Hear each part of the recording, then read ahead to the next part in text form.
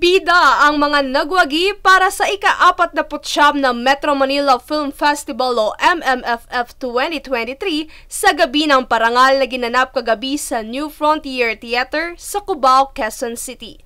Pinangunahan ng veteranang aktres na si Vilma Santos ang listahan ng anticipated winners matapos makamit ang Best Actress sa ginampanan nitong role sa pelikulang When I Met You in Tokyo.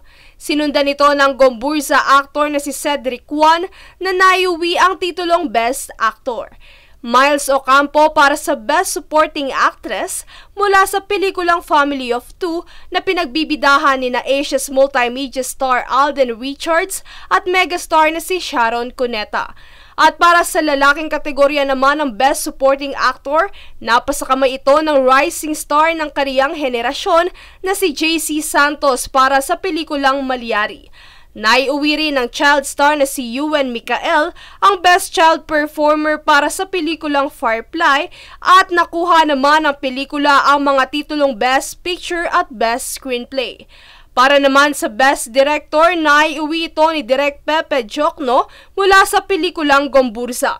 Samantala, ilan sa mga pelikulang humakot ng nominasyon at parangal ay ang pelikulang Malyari na pinagbibidahan ni Piolo Pascual at JC Santos, Gomburza ni Enchong D, Cedric Juan at Dante Rivero, at When I Met You in Tokyo ni Vilma Santos at Christopher De Leon.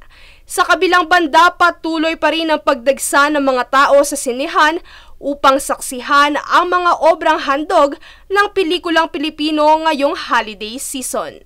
Princess Castro, nag-uulat para sa One Media Network.